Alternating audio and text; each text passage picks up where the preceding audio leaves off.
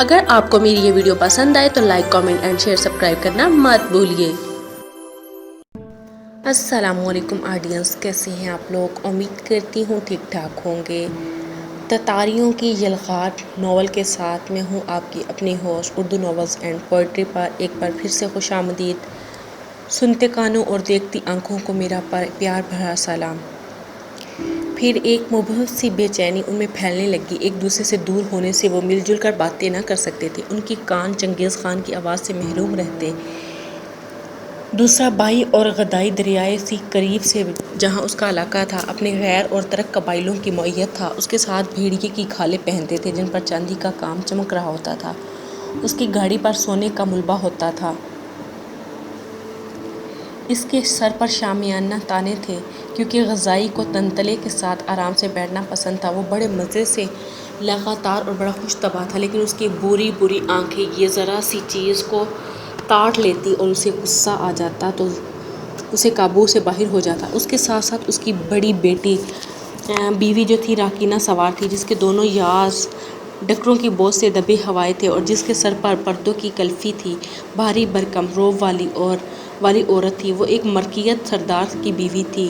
مغلوں نے قتل کیا تھا اور غزائی نے اسے اپنے لیے حاصل کر لیا تھا۔ ایک مورخ کا بیان ہے کہ اس کی التمہ مردانہ تھی اور ضرب غزائی ہی کی وہ حسین نظر آتی تھی، اور غدائی کی اس مرہٹ پوری کرتا اور اس کے ہوتے ہوئے انتہا نہ تھی۔ یہ چغتائی کے خشک مزاج اور طلوئی کی مشتعل طبیعت میں ایک چیز مشترک تھی۔ دونوں کی فطرت اور کسی اور کی بات نہ مان سکتی تھی۔ دونوں نے تباہ کن لڑائیوں اور قتل عام میں عمر گزار دی تھی اور دونوں بہت چاہتے تھے۔ پہلے تو انہیوں میں سے کسی کی سمجھ میں نہ آیا کہ کیا کرنا چاہیے، تو لوٹی نے جو الاؤ کا رکھوالا تھا بڑی مسرت سے اپنے بھائیوں کا کیرولان کے پانی کے کنارے کرولتائی میں خیر مقدم کیا۔ اس نے ان کا استقبال کر کے کہا، ہاں تو دیکھو، چولہے کی آگ نہیں بجھنے پائی، اب بھی چل رہی ہے۔ جب آخری رشتہ منزل پر پہنچ چکا تھا اور مختلف اردوں کا گوشت لگا چکا تو لوٹی نے جمع شدہ قبائل میزبانی کی خدمت انجام دی۔ اس نے شرابوں کے جکڑے اور ہزار ہا بیڑے منگوائے۔ اس نے ضیافت میں نیونوں، بیووں اور ترخانوں کو طلب کیا۔ صبح کو گھوڑ دوڑ ہوئی۔ چھوٹے چھوٹے لڑکے جو گھوڑ دوڑ کے گھوڑوں پر قابو رکھ سکتے تھے، زینوں کے میدان میں 12 میل کا چکر کاٹ آئے۔ دوپہر کو تینوں بھائی شراب پینے بیٹھتے، یہ جان کر کہ اور غزائی کو کشتی کا بہت شوق تھا۔ اس نے منگل میں سپاہیوں اور شمانوں کی کشتیاں لڑوائی۔ پہلے ان تک کمر تک بندھ کر برہنہ ایک پر تاؤ چلاتے رہے، یا تو لاتے مارتے یا پھر مدیکا ہڈیاں ٹوٹ جاتی اور ایک فریق زمین پر اس طرح گرتا کہ پھر اٹھ نہ پاتا۔ رات بھر مغل خوشی کے عالم میں شراب پیتے رہے۔ کرولتائی کے طویل شامیانے وہ گوشت نگلتے، نہ کھایا جاتا تو کہہ کر کے آ جاتے، اور پھر اور نگاہ دھویں دار شعلوں کی روشنی میں کہانیاں سنتے یا کٹ پتلیوں کے گاہ تماشا دیکھتے۔ مغلوں کی اگر پیٹ بھر کھانا مل جاتا اور سرگانے کی شراب مل جاتی تو پھر انہیں دنیا میں کسی بات کی کمی نہ رہتی۔ جب کوئی چارہ دل یا اناج کی شراب کا جام ختم کرنا چاہتا ہے تو اس کے ساتھ ان کے کان پکڑ کر کھینچے جاتے ہیں، اس کا حلق اور لمبا ہو جائے اور پیاری شراب اتر جائے۔ جب تینوں بھائیوں نے شراب پینی شروع کی تھی تو سازیں چھڑانے کا نغمہ بلند ہوا اور مدہوش سولر مدہوشی کے عالم میں لڑکھڑاتے ہوئے اٹھے اور ناچتے اور زمین پر اپنے نوکدار جوتوں والے پاؤں رکھنے لگے۔ اس شاہانہ ضیافت میں کسی کی سمجھ میں نہ آتا تھا کہ کیا الفاظ کہہ کر دوسرے کو چنگیز خان کے تخت پر بٹھایا جائے، جس کی سود و روح یقیناً اس میں ضیافت کا تماشا دیکھ رہی تھی، یا زیادہ تر یونوں کی رائے طولوئی کے حق میں تھی، جس کے سپرد خان کی وجہ تھی بیشتر حصہ کر دیا جاتا تھا۔ وہ کہتے ہیں وہی سب سے زیادہ طاقتور ہے، میمنہ اور میسرہ کے سردار اسی کے چاکر ہیں۔ دوسرے اس رائے سے اتفاق کرتے تو کوئی ہماری اعتماد کے لائق ہے، لیکن چغتائی سب سے بڑا ہے اور اس میں جنگلی ہرن کی سی پھرتی ہے۔ ایک سردار جو چنگیز خان کا مقرب خاص تھا کہنے لگا، جب جد عظیم اپنے بیٹوں کی طبیعتوں پر غور کر رہا تھا تو کبھی وہ غزائی کے متعلق سوچتا تو کبھی لوٹی کے۔ اگرچہ قدیم زمانے سے مغلوں کا یہی دستور چلا آتا ہے کہ یورت اور ایب کے پہلے گھر کا سب سے چھوٹا بیٹا وارث ہوتا ہے، لیکن چنگیز خان کا یہ ارشاد تھا کہ خان کا فرض بڑا مشکل ہے اور غزائی کو چاہیے کہ اسے سر انجام دے، مال بیٹا اور فوجوں کو دیکھ بھال کا کام تو لوئی انجام دے۔ یہ اس کا طول تھا اور اس کا کول بھلایا نہیں جا سکتا تھا۔ خاموشی نے سب نے یہ بات مان لی کہ کسی احمق کی مجال تھی کہ جد اعظم کے فرمان سے مرتابی کرے۔ یہ ایک ایسی سرتابی تھی۔ ایک اور نے کہا، اس کا یہ بھی ارشاد تھا کہ ہم میں سے جس کو مشورے کی ضرورت ہو وہ چغتائی کے پاس جائے اور جو دولت یا پیش و آرام چاہتا ہو اور غذائی کے پاس جائے اور جو قوموں کو فتح کرنا چاہتا ہو تو لوئی کا ساتھ دے۔ اس کے بعد پھر شراب کا دور چلا اور سب اس قدر مدہوش ہو گئے کہ دربانے غلام انہیں پکڑ پکڑ کر صبح کے قریب اٹھنے لگے اور یہ پورتوں کو اپنی بیویوں کے پاس لے گئے۔ یہ سلسلہ 40 روز تک جاری رہا۔ اس کرولتائی میں کوئی عورت شامل نہ ہو سکتی تھی، تو راکینہ بے چینی سے انتظار کر رہی تھی کہ کرولتائی کے قاصد کیا پیغام لاتے ہیں۔ ہر رات سیور تو کلتی شراب کے نشے سے چور تو لوٹی کی باتیں سنتی اور اپنی پریشانی ظاہر نہ ہونے دیتی۔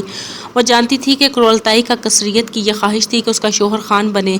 یہ ہو جائے تو پھر سے اطمینان تھا کہ اس کے بطن کی اولاد سلطنت کی وارث ہوگی تو لوئی زیادہ دن نہیں جیے گا۔ ادھر تو لوئی اور چغتائی دونوں اور غدائی کو سمجھا رہے تھے کہ وہ تخت و تاج قبول کر کے خاقان یا شہنشاہ تو لوئی، جس کے چہرے پر جنگ کے داغ اٹھ کھڑا ہوا اور بڑی تمکنت سے اس نے کرولتائی کے سامنے کہا، جادودانی آسمان کی طاقت سے ہمارے باپ نے خان اعظم کا مرتبہ حاصل کیا اور اس کے حکم کے مطابق اس کے وارث تم ہو۔ کم سخن چغتائی نے تائید کی، بالکل ٹھیک۔ اور غدائی نے جواب دیا، یہ صحیح ہے کہ والد کا حکم واجب التعمیل ہے، لیکن ابھی میرے چچا اور بھائی زندہ ہیں۔ سب سے بڑھ کر یہ میرا چھوٹا بھائی اس کی خدمت کے لیے زیادہ موزوں ہے، کیونکہ قاعدے قانون کے مطابق سب سے بڑے گھر کے سب سے چھوٹے بیٹے کو باپ کا قائم مقام بنا دیا جاتا ہے۔ تمہارا لکا نوئیوں میں اراؤ محلہ میں سب سے چھوٹا بیٹا ہے، دن رات والد کی مذمت کرتا رہا اور آئندہ کے لیے قوانین سنتا رہا۔ جب وہ یہاں موجود ہے تو اس کے ہوتے ہوئے تخت پر کیسے بیٹھ سکتا ہوں؟ اگر کسی اور کا انتخاب ہوتا تو بھائیوں کی آپس کی رقابت سے کیا نتیجہ نکلتا، اس کا اندازہ کرنا تھوڑا مشکل تھا، لیکن کرولتائی میں ایک شخص موجود تھا جو ان سے زیادہ روشن دماغ تھا۔ یہ چین کا ایک فلسفی تھا اور اس کے فیصلے کو طے کر لیا۔ لے لیوچت سائی، اس کی عمر 29 سال تھی، اس معمول سے زیادہ دراز قد تھا، مونچھ اور داڑھی لمبی تھی، چینی اس لمبی مونچھوں والا کہتے تھے۔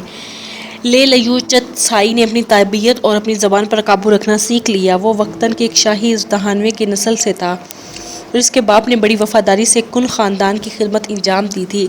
لے لیوچت سائی لڑکپن ہی سے کتابوں کا کیڑا تھا، ریاضیات کا ماہر تھا اور جنتری سازی میں اس نے نئے تجربے کیے تھے۔ اس کا بڑا شوق تھا کہ جغرافیہ کے نکات حل کرے۔ وہ چینی علم ہیبت مطمئن نہ تھا۔ اس نے اپنے ستاروں کا نیا حساب تیار کیا تھا۔ خالص فلسفہ کو زندگی پر منطبق کرنے میں خاص مہارت حاصل تھی۔ وہ کتابوں کو ایک طرف رکھ کر اسی سہولت سے انسانوں کے مسائل حل کر سکتا تھا۔ 20 سال کی عمر میں وہ ین گانگو مقرر ہو چکا تھا۔ جیسے ہی وہ گورنر مقرر ہوا، جب انہوں نے اس شہر کو فتح کیا تو چنگیز خان اس کے دراز قد اور اس کی گہری آواز سے بہت زیادہ متاثر ہوا۔ بوڑھے مغل نے سوچ کے اس سے کہا تھا، اہل کن اہل خطا کے دشمن ہیں، اس لیے ایک طرح سے میں نے ان کا انتقام لے لیا ہے۔ لے لیوچت سائی نے جواب دیا، میرا باپ روے ہمیشہ کن خاندان کی خدمت انجام دیتے رہے، تو پھر ہم کیسے دشمن ہوئے؟ یہ صاف جواب مغل خان کو بہت پسند آیا، جس نے اس نوجوان وزیر کو نوکر رکھ لیا اور یہ سمجھ لیا گیا کہ اگر اہل عیال کن سے وفادار رہ سکتے ہیں تو اس پر بھی اس حد تک اعتماد کیا جا سکتا ہے کہ وہ مغلوں کی مدد کرتا رہے۔ رہشی ارسطو جیسا مشیر مل گیا تھا۔ شروع میں چنگیز خان لے لیوچت سائی سے صرف نجوم کی فال کی حد تک تھا، لیکن ایسا اس خطائی نے اپنی فراست کو بڑی خوش اسلوبی سے استعمال کیا۔ ایک مرتبہ جب وہ مغلوں کو مغربی یلغار کے لیے جا رہا تھا، 3 فٹ اونچی برف گری۔ چنگیز خان کے شک پیدا ہوا اور اس نے لے لیوچت سائی سے پوچھا کہ اسے کیا فال نکالنی چاہیے۔ سائی نے فوراً جواب دیا، اس کا مطلب یہ ہے کہ شمال کے سرد علاقے کا مالک جنوب کے گرم علاقے کی فتح حاصل کرے گا، اور ہوا بھی یہی۔ ایک تنگوت جو کمان بنانے میں بڑا مشتاق تھا، اس فاضل چینی کو حقارت کی نظر سے دیکھتا تھا، پوچھا کہ پڑھنے لکھنے والوں کو بھلا سپاہ سے کیا سروکار ہو سکتا ہے؟ لیوچت سائی نے کڑک جواب دیا، کمانیں تو بڑی بھی بنا سکتا ہے، لیکن سلطنتوں پر حکومت کرنے عاقل وزیر کے مشورے کی ضرورت ہوتی ہے۔ چنگیز خان کو جو اب بہت پسند آیا، پھر بھی وہ اس چتائی کی پیشن گوئیاں کی مزید تصدیق پرانی قبائلی اس لیے کرتا تھا کہ اس کا طریقہ یہ تھا کہ ایک بھیڑ کی ران کی ہڈی کو آگ میں جلایا تھا اور اس میں سے جو پڑتے انہیں غور سے دیکھ کر فال نکال لی جاتی۔ وہ لیوچت سائی کے ذہن کو اسی طرح استعمال کرتا جیسے ناقابل عبور ندی کو پار کرنے کے لیے گاڑیوں کو پل بنانے کے واسطے استعمال کرتا ہے۔ وہ اپنے مشیر سے نیک نیت کا طالب تھا اور یہ نادر صفت لیے صاحب بھی موجود تھے۔ اس سخت غیر فاتحہ کا مقابل اگر کوئی تھا تو یہ فلسفہ تھا۔ وہ دنیا دار مغلوں کے دل کی حالت میں آسانی سے بڑھ جاتا تھا۔ یہ کوئی کتاب پڑھتا تھا لیکن وہ اسے سمجھ نہ پاتے تھے۔ وہ کنفوشیس کا پیرو تھا اور ایک ایسے مبہم لاحق کردہ جو ان وحشیوں کی حد ادراک سے باہر تھا۔ ایک مرتبہ ہمالیہ کے نشیب کی گھاٹیوں میں چنگیز خان نے خواب دیکھا کہ اس راستے میں ایک غریب جانور نمودار ہوا جس کی شکل ہرن کی سی تھی لیکن رنگ سبز تھا اور اس کا ایک ہی سینگ تھا۔ اس خواب کی تعبیر کے لیے اس نے لیو چتسائی کو بلا بھیجا۔ خان نے کہا یہ جانور انسانوں کی زبان بولتا تھا۔ اس نے مجھ سے کہا واپس لوٹ جاؤ۔ فوراً خطائی نے سنجیدگی سے جواب دیا وہ عجیب و غریب جانور کیوتووان تھا جو ہر زبان جانتا ہے، انسانوں سے محبت کرتا ہے، قتل و غارت سے نفرت کرتا ہے۔ اس کا خواب میں نمودار ہونا تمہارے لیے تم ہو جو خانانے ہو، تمہیں آسمان کی طاقت عطا ہوئی ہے لیکن دنیا کی زندہ آبادی تمہاری اولاد کے ذمہ دار ہو۔ چنگیز خان نے اس کے متعلق چاہے جو رائے قائم کی ہو، اتنا ضرور پڑا ہے کہ ہمالیہ کے راستے وہ جو سفر کے ارادے اس نے ترک کر دیا۔ اس طرح قتل و غارت کی آندھیوں میں یہ لمبی مونچھوں والا چینی سب کے ساتھ سوار چلتا رہا اور اس کی کوشش کرتا رہا کہ اس کی عادت و تباہی سے کسی نہ کسی طرح کا نظم و ضبط پیدا کرنے کی کوشش کرے۔ وہ مغربی علاقوں کے جغرافیہ کی پیمائش کرتا جاتا اور جڑی بوٹیوں اور پھلوں کے تراشے جمع کرتا جاتا۔ جس میں وبا پھیلتی تو اس نے فلسفیوں کی طرح انتقام لیا، انہیں خوب لعاب واردائیں کھلائیں۔ ان کا وہ چینی محتمہ تھا اور اس کے ساتھ بوڑھے مغل کے دو مشیر، محمد ریلوا ایک غافل ترک جو یلغوری تھا۔ یہ پڑھا لکھا آدمی تھا اور اسے مغلوں نے یہ لقب دے رکھا تھا۔ مغل ان تینوں عاقلوں کی بات کرتے تھے جو محض اپنی بے خوفی کی وجہ سے قیدی سے وزیر تک کی مرتبے پہنچ چکے تھے۔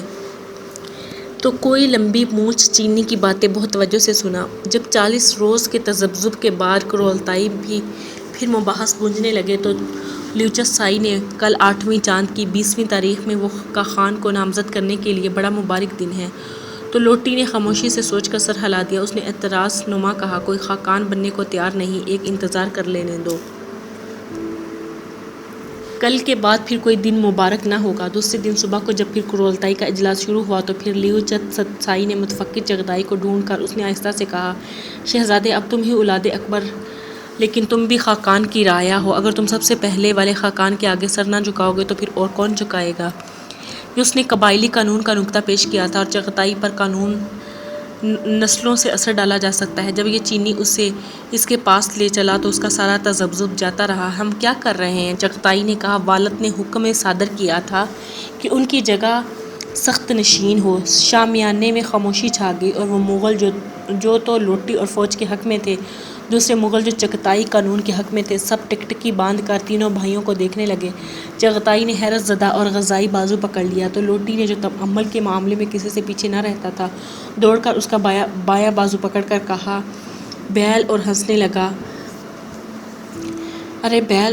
لگا اور خدائی جو ریچھ کی طرح وزنی تھا کسی طرح اٹھنا نہ چاہتا تھا، یہاں تک کہ اس کا ایک مچمع جمع سے نکل کر اس کی کمر پکڑ کر اسے اٹھا لیا اور تینوں عزیز اسے پکڑ کے بھورے چمڑے کے مسپر پر لے گئے، اسے زبردستی مسند پر بٹھایا۔ چغتائی نے اپنی ٹوپی اتاری، اپنی پیٹی ڈھیلی کر کے کاندھے پر ڈال لی اور 3 مرتبہ آگے دوزانو ہوا۔ اس کی کرخت آواز نے اعلان کیا او غضب اب تم خاقان ہو۔ یہ الفاظ سن کر نولیوں اور قبیلوں کے سرداروں نے بھی ایک ٹوپیاں اور پیٹیاں اتار دی اور نئے خاقان کے نے سر جھکایا۔ جلدی سے تو لوئی نے شراب کا ایک جام بھرا اور اسے اپنے بھائی کی خدمت میں پیش کیا۔ اب اس کا خاقان تھا۔ اب وہ آتسین الوغ خاندان زرعی دہشت کے امیر سرداروں، مغل قبیلوں، آن جہانی خماقان کی ذاتی کوچ، سمور کے خیموں میں بننے والی ساری مخلوق اور ان کے عرصے پوری عرصے دنیا کی مخلوق کا مالک تھا۔ اور غذائی نے بے تکلفی سے شراب پینی شروع کی اور طولوئی نے کہا دیکھو اے میرے خاقان سب کے آگے گردن جھکا رہے ہیں اور اپنے گلوں میں تیری غلامی کا طوق پہنے ہیں۔ سینکڑوں جو وہاں دوزانو تھے انہوں نے او غدائی کے خاقان ہونے کا نعرہ لگایا۔ ایک دربان باہر گیا اور ایک جام سے اس نے چاروں سمت شراب چھلکائی۔ جب او غدائی جادوانی آسمان کے سامنے خیمے سے باہر نکلا تو ہزاروں جو باہر انتظار کر رہے تھے انہوں نے تہنیت کا نعرہ لگایا۔ حیرت اور غذائی نے پراسرار لیوچتسائی اور راؤ محمد پلواہ کو اسلام کرتے دیکھا اور اعتراضاً کہا میں نے والد سے کہا تھا کہ میں آپ کے انتخابات پر حجت تو نہیں کر سکتا لیکن مجھے ڈر ہے میرے بیٹے اور پوتے تحفے تاج اور سلطنت کے اہل نہ ہوں گے۔ تب اس نے کہا، اگر گدائی کے سارے بیٹے اور پوتے نااہل نکلے، کیا میری اولاد میں سے بھی ایک قابل نہ نکلے گا جو سلطنت کا اہل ہو؟ سب نے یہ الفاظ سنے اور انہیں یاد رکھا، لیکن ان کا فوری اثر یہ ہوا کہ ان کا خانوں بدوشوں نے جو تھے یہ قسم کھائی کہ وہ گدائی کی اولاد کے سوا کسی کو تخت پر نہ بٹھائیں گے، اگر وقت تک جب تک اس کی وارثوں میں گوشت کا اتنا بڑا ٹکڑا باقی رہے گا۔ اگر گھاس پر پھینک دیا جائے گا تو مویشی گھاس نہ چریں گے۔ یہ قسم جو مغل خانہ بدوشوں نے ایک ساتھ کھائی تھی، اس قسم کے لیے اس قوم کے لیے جو لکھی جو دستاویزوں کا دیکھتی تھی، بالکل پابند بنا دینے والی تقسیم تھی، صرف ان کے لیے بلکہ ان کی آنے والی نسلوں کے لیے۔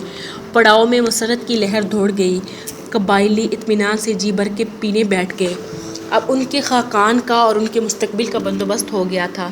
لیلیوچس سائی، جس کی کوشش یہ تھی کہ یہ معاملہ طے ہوا تھا، جانتا تھا کہ خان کے دل میں کیا بات تھی، تو روٹی اور چغتائی زیادہ عرصہ تک ایک دوسرے کی اطاعت نہ کر پاتے، لیکن اور غذائی سے بہت محبت کرتے تھے اور یہ یقینی تھا کہ وہ حکومت میں اس کی مدد کریں گے، اس طرح تخت کے لیے تینوں بھائی یکجان رہیں گے۔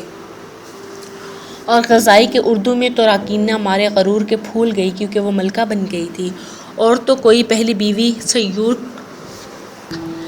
نے یہ خبر سنی کہ قبلائی اور اس کے بھائی اس کے پیدائشی حق سے کر دیے گئے ہیں۔ وہ چاہتی تھی کہ انہیں مل کر رہے، بجائے اس کے کہ وہ اپنے خیمے کا دروازہ بند کر کے رنج کرے۔ صبور کونتنی نے سفید ریشم کا لبادہ پہنا اور کنگھی کر کے اپنے بال چمکائے، اپنے گالوں پر لیٹے ہوئے چاول کا آٹا ملایا، آنکھوں میں کاجل لگایا اور اپنی کنیزوں کے ساتھ مغل سرداروں سے ملنے اور ان کے ساتھ خوشی منانے، صرف یہ جو کچھ اس کے دل میں تھا وہ اس نے کسی پر ظاہر نہ ہونے دیا۔ قبائلی اسے دیکھ دیکھ کر کہتے تھے، بڑی روبدار عورت ہے، اور مانتے تھے کہ اپنی پہلی بیوی کے معاملے میں علمہ بڑا خوش نصیب ہے۔ اس طرح بیل والے سال میں خانہ بدوش امیروں نے تاج پوشی کی پہلی رسم انجام دی۔ اوغزائی خاقان، وہ ایک بااصول اور خوش فطرت انسان تھا، جاہل تھا اور اپنے حواس اور اپنے دونوں بھائیوں کے سوا پر اعتماد نہ کرتا تھا۔ اسے اپنی عمر کا وہ عرصہ اچھی طرح یاد تھا جب سموروں میں لپٹ کر اسے برف کے جب کھانے کے ہری گھاس کے سوا کچھ میسر نہ آتا جس کو وہ چبا کے ملیدہ سا بنا لیتا، اور غذائی عمر تھا اور اس عمر میں اپنے آپ کو بدلنا ناممکن تھا۔ اسے کتن مدرسے جا کے پڑھنے کی فکر نہ تھی، وہ صرف ایک ڈرتا تھا اپنے والد کے روح سے جو اردو معلّہ کے پاس بھیڑ پھڑپھڑاتی رہتی۔ سب سے زیادہ اسے گرم گرم گوشت اور شکر ملے ہوئے میوے کھانے کا شوق تھا۔ اس نے پہلا یہ حکم صادر کیا کہ 3 روز تک چنگیز خاں کی ماتمی ضیافت کی جائے، ہر شخص کے سامنے ابلتا ہوا گھوڑے کا گوشت، چھیلا ہوا بکرے کا گوشت اور ابلا ہوا گائے کا گوشت رکھ دیا جائے، اور اس کے ساتھ وہاں کے دودھ اور شراب کے ساغر۔ اپنے باپ کی روح کو خوش کرنے کے لیے اس نے 40 نوعمر کنواری لڑکیاں چنیں، یہ سب کی سب اعلیٰ کے سرداروں کی بیٹیاں تھیں۔ اس نے انہیں چینی کپڑے اور پیش قیمت جگمگاتے ہوئے زیور پہنائے، پھر انہیں پیرخان کا لدون لے گیا۔ یہاں عظیم الشان صنوبر کے درخت کے نیچے چنگیز خان نشست کی حالت کان تھا، اس کے ساتھ ان کے جنگی گھوڑے کی ہڈیاں دفن تھیں، 40 اعلیٰ نسل کے ابلک گھوڑے، اور اس کے پاس منگوائے گئے جس کے پاس شمالی آہو رین ڈیئر والا قبیلہ چوکیداری کرتا تھا۔ قربانی کی رسم ادا کی، خوبصورت لڑکیوں کا گلا گھونٹ دیا گیا اور گھوڑے مار دیے گئے تاکہ یہ سب چنگیز خان کی خدمات انجام دے سکیں۔ ارغزائی نے وہ چھکڑے لوٹا دیے جو پڑاؤ کے پاس بلندی پر ہرسا دے کھڑے تھے اور ان کی چوکیداری کی۔ ان میں چاندی کی سلاخیں، موتیوں کے صندوق، منکش ہاتھی دانت، صنوبر، جیڑ کی چمکتی ہوئی پتلیاں کے پتھر، ریشم کے تھان اور جواہرات کے ذخیرے تھے۔ یہ آخری جلگاروں کا مال غنیمت تھا جو ابھی تک تقسیم نہ کیا گیا تھا۔ ان کی چوکیداری پر کسی کو معمور نہ کیا گیا تھا، کیونکہ اس زمانے میں مغل چوری کے نام سے نہ آشنا تھے۔ اس نے کرولتائی کے ہجوم کو یہ خزانے بخش دیے اور کہا، ہمارے خاقان نے بڑی محنت کر کے شاہی کا مرتبہ بلند کیا ہے، اب وقت آ گیا ہے کہ لوگوں کو بار ہلکا کیا جائے اور ان کے لیے آرام و دولت کا سامان کیا جائے۔ لیلیوچت سلائی نے اسے سمجھایا کہ آپ کے والدین نے زمین پر بیٹھے بیٹھے ایک سلطنت فتح کی، لیکن ذہن بیٹھے بیٹھے ایک سلطنت کا نظم و نسق نہیں چلایا جا سکتا۔ اوغزائی یہ ماننے کو تیار نہ تھا۔ چنگیز خان کا تصور یہ تھا کہ خانہ بدوشوں کو چاہیے کہ زمینوں پر جم کر رہنے والا اپنا غلام بنا لے، جب ایک مرتبہ زمین پر ان کا قبضہ ہو جائے تو خانہ بدوش خود کہیں نہ جا بسیں، بچے کچے شہرن فیصلوں کے اندر ان کے آرام اور غذا کی فراہم کرنے کی خدمت میں لگے رہے۔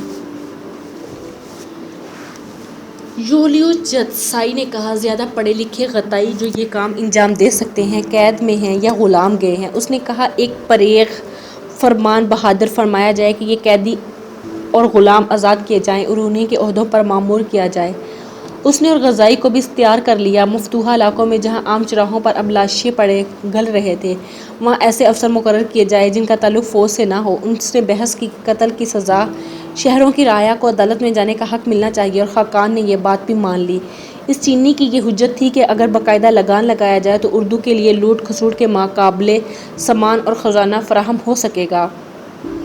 اور غزائی کو یولیو جیس سائی کے اس تخمینے پر شک ضرور تھا۔ اگر خانہ بدوشوں سے فی صدر جانور محصول کے طور پر لیا جائے تو مفتوحہ علاقوں سے ان کی پیداوار کا 10% حصہ شراب، چاول، نمک کی شکل میں، تو اس سے اردو کے خزانوں کو 5 لاکھ تولے چاندی کی آمدنی ہوگی۔ لیکن چونکہ اس خطائی الجھن گوئی پوری ہوتی اس لیے اور غزائی نے مان لیا کہ اس تجویز کو آزما کے دیکھ لیا جائے۔ سب سے اہم بات یہ تھی کہ اس نے سخت کوشش چٹکائی کو معتمدِ سلطنت بنایا۔ اس وقت تک کسی یریق کو اصلی جانا جاتا تھا جب تک اس پر چٹکائی کی مہر نہ ثبت ہو۔ اس نے محمد یلوئچ کو اپنا وزیر اور یولیو جیس سائی کو شمالی کا گورنر بنایا۔ اور مزاحی کی خود اپنی رائے بھی تھی، اور رائے ایسی تھی کہ اس کے اردو میں تاجر شروع کیے، اپنے قالین اظروف اور نواس خاقان کی خدمت میں پیش کیے تو خاقان نے انہیں منہ مانگے دام دیے جو زیادہ تھے۔ جب خزانے کے افسروں نے احتجاج کیا کہ یہ سوداگر اسے دھوکہ دے رہے ہیں تو اس نے یہ بات مان لی۔ یہ لوگ دور دراز سے اس لیے آئے تھے کہ میری ذات سے کچھ نفع حاصل کریں، میں نے انہیں نامراد نہیں لوٹایا۔ ہر ہفتہ خاقان کے پاس ایک فقیر آتا اور ایک بانس چاندی بھیک مانگتا، اور غزائی نے حکم دیا کہ اسے یہ دے جانے، مگر یہ پوچھا کہ یہ چاندی لے کر کیا کرو گے؟ فقیر نے آزادی سے جواب دیا، اپنا قرض ادا کروں گا، نئے کپڑے اور خوب جی بھر کر شراب پیوں گا۔ لیکن اور غزائی کو معلوم ہوا کہ اس کے اپنے افسر اس چراغ کو خیرات نہیں دے رہے۔ اس نے اپنے مغلوں کو کہا کہ اس گداگر کو 2 بانس چاندی دی جائے، اور کہا جب تم اسے خیرات نہ دو گے اس کی سزا یہ ہے کہ تمہیں دگنی دینی ہوگی خیرات۔ خاقان نے انہیں سمجھایا وہ اس چاندی کو اچھی طرح ہی تو خرچ کرتا ہے، اتنی ہی چاندی خیرات کی جا رہی ہے، پہلے ہوتی تو جو پیسہ یہ خرچ کرے گا وہ گھوم پھر کے پھر خزانے میں ہی واپس آئے گا۔ خانہ بدوشوں کی طرح اسے ان چیزوں کو حاصل کرنے کا شوق تھا جو وہ استعمال کر سکتے، اور دولت جمع کرنے کی کوئی خاص فکر نہ تھی۔ جب اس کے عہدہ وار اسے ذرا فیاضی سے لوگوں کو نجش دینے پر ٹوکتے تو وہ غصہ کرتا، دنیا سے یہ سامان اپنے ساتھ لے جانے سے تو رہا، تم میرے ساتھ ناانصافی کر رہے ہو، میرا نیا فیاضی کے لیے میری صفت لوگوں کو میرے بعد زیادہ رہ جائے گی۔ وہ غزائی کو کسی طرح زرعی شہنشاہوں یعنی کنِ خاندان کے ایک رواج کا علم ہو گیا جسے اسے فوراً دلچسپی، ہر سال ان کی سرزمین میں حسین ترین لڑکیاں تلاش کی جاتی تھیں جو سب سے زیادہ خوش اندام، خوش گلو اور دربار کو بھیجی جاتی تھیں، ان میں سے 50 لڑکیاں جو سب سے زیادہ دل فریب ہوتی تھیں شہنشاہ کی خدمت کے لیے انتخاب کی جاتی تھی، وہ اس کی خدمت بجا لاتی تھی۔ سائی گری اس کے بدن پر صندل کی مالش کرتی تھی، اس کی مسحری کے قریب سوتی تھی، یہاں تک کہ وہ ان لڑکیوں کا انتخاب کرتا جن سے وہ ہم بستری کرنا چاہتا تھا۔ اور غزائی کو یہ رواج بڑا اچھا اور شاہانہ، اور اس نے یولیو جیس سائی سے کہا کہ اب مغل خاقان کا مرتبہ کن شہنشاہ سے کہیں زیادہ بلند ہو چکا ہے، میرے واسطے بھی یہی بندوبست کرو۔ لمبی مونچھوں والے چینی نے اس پر اعتراض کیا، وہ جانتا تھا کہ مغلوں کو چینی لڑکیاں زیادہ پسند، وہ زیادہ نازک اندام اور قبائلی عورتوں کے مقابلے میں زیادہ شائستہ ہوتی ہیں، اس لیے اسے ڈر ہوا کہ عورتیں زبردستی پکڑوا کر مہنگائی جائیں گی۔ اور غزائی ناراض ہوا۔ ہمارے مورثِ اعلیٰ نے کہا تھا کہ دنیا میں اس سے بڑھ کر کوئی مسرت نہیں، لوگ تمہارے قدموں کے پاس پڑے ہوں گے، تم ان کے گھوڑوں کو لگام تھامے لے جاؤ اور ان کی عورتوں کا تمہارے کانوں میں گونجے، خاص طور پر ان کی حسین ترین عورتیں تمہارے عیش و آرام کا سامان فراہم کریں گی، نعمت سے کیوں محروم رہو؟ خطائی نے اس سے سوال کیا کہ آپ کے پاس 28 لڑکیاں پہلے سے موجود نہیں، کیا یہ تو کافی نہیں اور زیادہ آگے بڑھیں گے تو تکلیف اٹھائیں گے؟ کچھ سوچ کے اور غزائی یہ بات بھی مان لی، لیکن وہ اس پر اڑا رہا کہ شمالی چین کے تمام گھوڑا کر لیا جائے، اور چینی فلسفی احتجاج کرتا رہ گیا۔ اس کی قوم کے پاس گھوڑے زیادہ نہیں ہیں کیونکہ وہ نہ شہسوار جو گھوڑے ہیں ان کی زراعت کی بڑی ضرورت ہے، مگر غزائی نے اس کی بات نہ مانی۔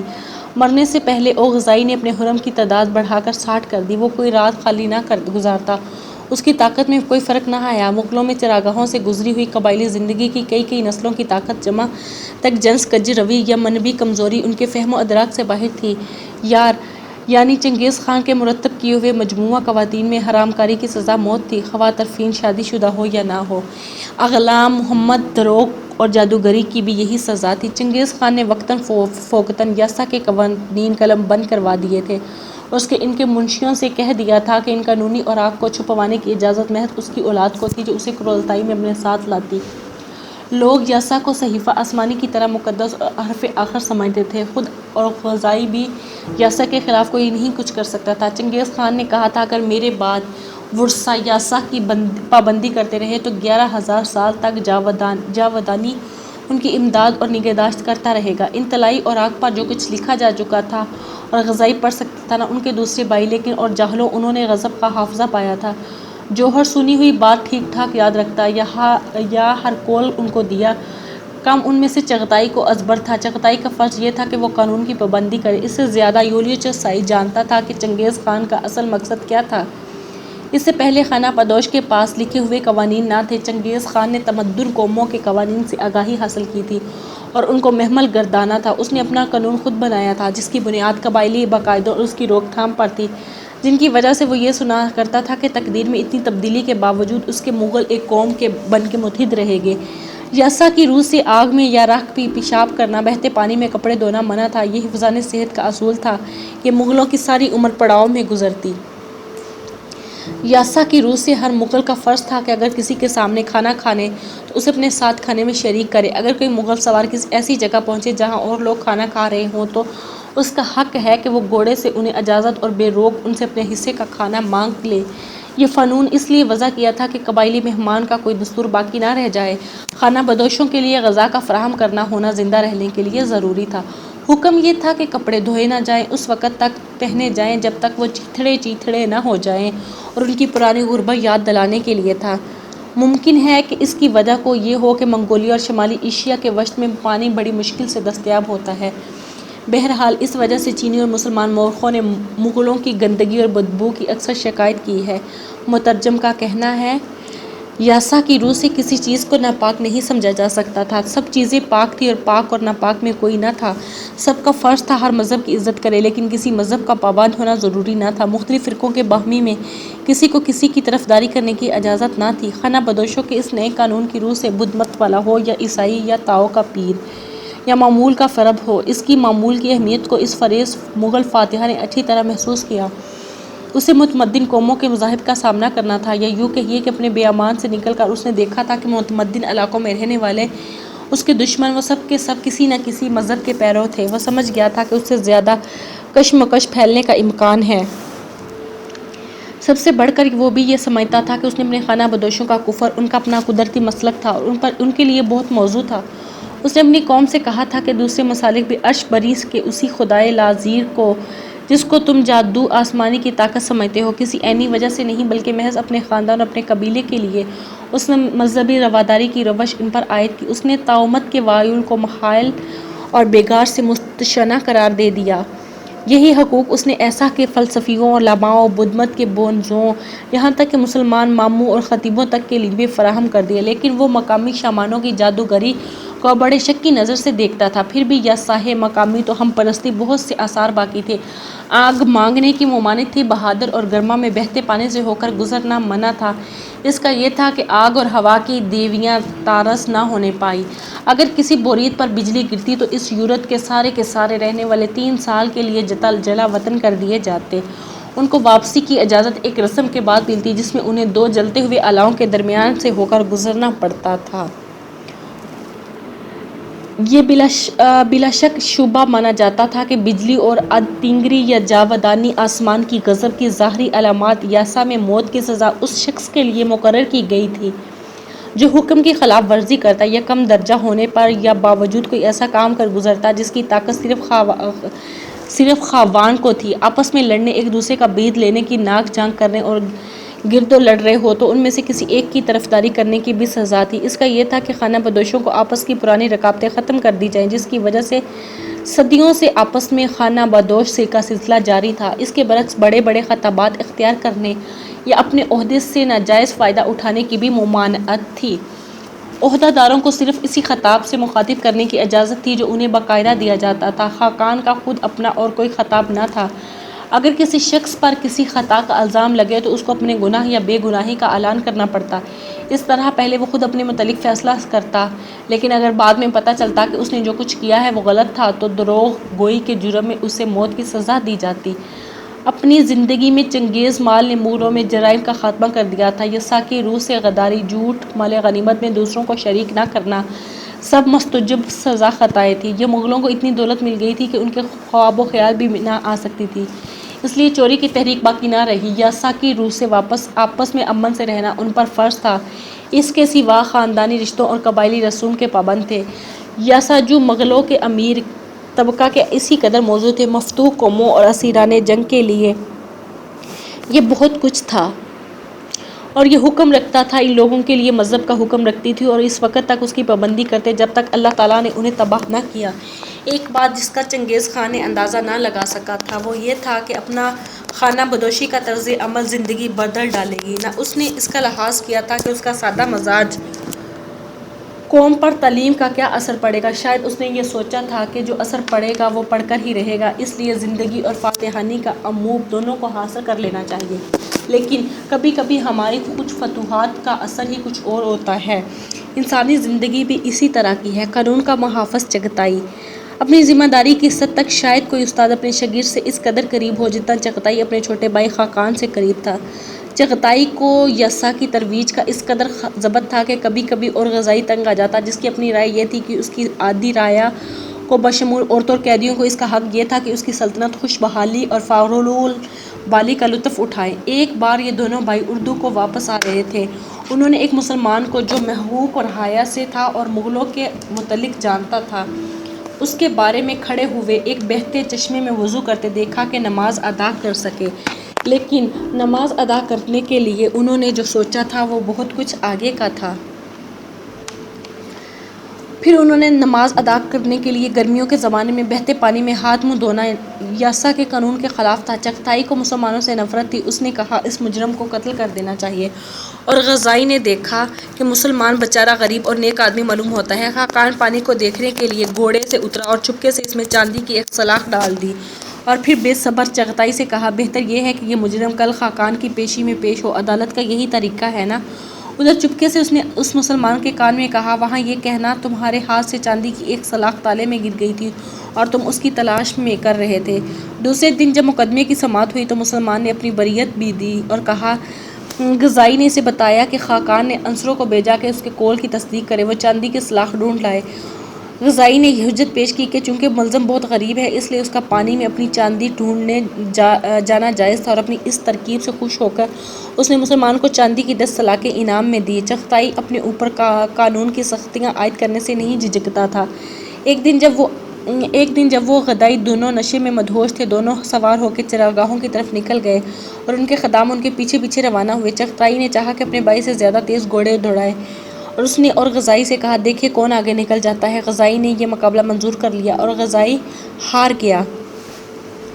شام کو جب چغتائی اور واپس پہنچا اور نشہ اتر کے دماغ کا صاف ہوا تو وہ سوچنے لگا اس نے دنیا بھر کے خاقان کو مقابلے کی دعوت دی تھی اور اس مقابلے میں اسے شکست دی تھی، اس طرح وہ چغتائی خاقان کی عزت کرنے کا خطاوار تھا۔ پھر اپنے بھائی کے مقابل گھوڑ دوڑ میں آگے نکل جانے سے اس نے اپنے بھائی کے رتبے کی تحقیر کی تھی، اس لحاظ سے اپنی نظر میں 2 جرائم کا مرتکب ہوا تھا۔ وہ رات بھر یہ سوچتا رہا کہ اس جرم کی پاداش میں اسے کیا کرنا چاہیے۔ دوسرے دن صبح کو اور غدائی کے چاکروں نے اسے یہ کہہ کر جگایا کہ چغتائی خان، اس کے بیٹے، اس کے ساحر اور اس کے گھرانے کے سپاہی خاقان کے خیمے کے سامنے کھڑے ہیں۔ حیرت اور کسی قدر پریشانی کے عالم میں غزائی اپنے بھائی سے باہر نکلا۔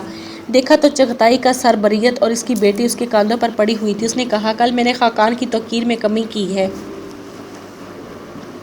اب میں اپنے لوگوں کے ساتھ سزا پانے کے لیے آیا ہوں، جو سزا مناسب ہو میں اس کے لیے تیار ہوں۔ میرے لیے لاٹھیوں سے مارے جانے کی سزا مناسب ہوگی، موت کی سزا بھی دی جا سکتی ہے۔ اور غزائی نے اس کی طرف دیکھ کر کہا حماقت کی باتیں نہ کرو، تم میرے بھائی ہو۔ بہت دیر تک حجت کرنے کے بعد چغتائی معاف کیے جانے پر رضامند ہوا، پھر بھی اس نے خیمہ کی دہلیز کے سامنے سر جھکایا اور 81 گھوڑوں کا تحفہ پیش کیا، اور یہ بھی شرط لگائی کہ عدالت کے منشی اردو مسلح کا گشت لگائیں اور اس کے قصور کا معافی کا اعلان کریں۔